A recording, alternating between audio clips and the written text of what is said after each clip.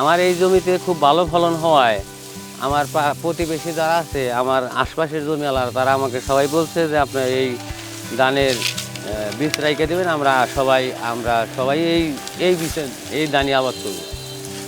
আমার নাম মোহাম্মদ খোরশেদ আলম। আমি 20-22 বছর ধরে এই জমি জমা চাষ করি। বুড়ো বাংলাদেশ বাগের শাখা থেকে এসএমসি ঋণ নিচ্ছি এবং ওখান থেকে ট্রেনিং পাইছি। ট্রেনিং পাইয়া এই উন্নত জাতের ধান বীজ ওনারা আমাকে প্রশিক্ষণ দিয়ে এইভাবে আবাদ করেন। এইভাবেই করছি, আল্লাহ দিলি খুব ভালো ফসল হয়েছে। আমি এবিএম তাজুল ইসলাম। আমি কৃষি অফিসার হিসেবে বুড়ো বাংলাদেশে কাজ করতেছি এসএমইপি প্রোগ্রামের আওতায়। জলবায়ু সহনশীল কৃষি কার্যক্রমে কৃষকদেরকে রিদান 92 যেটা খরা সহনশীল একটা জাত, এই জাতটাকে আমরা এখানে কৃষকদের মধ্যে ইন্ট্রোডিউস করানোর জন্য এই প্লটটি করানো হয়েছে।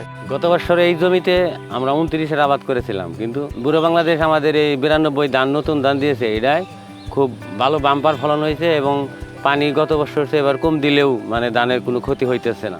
এই জাত 92 ধান খরা মৌসুমে এই ধানই খুব ভালো।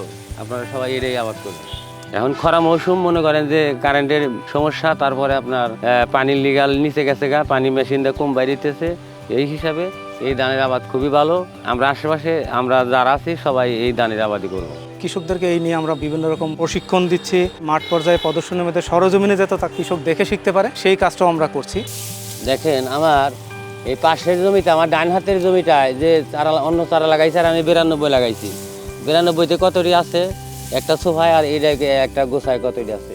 ভবিষ্যতে হয়তো কৃষি ক্ষেত্রে যে জলবায়ুর যে প্রভাবটা, সেইটার ক্ষেত্রে কি করণীয়, কিভাবে এটা মোকাবেলা করবে, কৃষককে আমরা হয়তো এই বিষয়ে আরো বেশি সচেতন করতে পারবো। পাশাপাশি কৃষক এই ধানের জমির অতিরিক্ত ফসল হিসেবে তার জমির যে আইল থেকে সে যেন তার পারিবারিক চাহিদা, পুষ্টির চাহিদা মেটানোর জন্য সবজির যে যোগানটা, ধানের সাথে তার সবজিরও একটা যোগান হয়, সেজন্য এখানে ব্যাগিং পদ্ধতিতে সবজি করানো হয়েছে।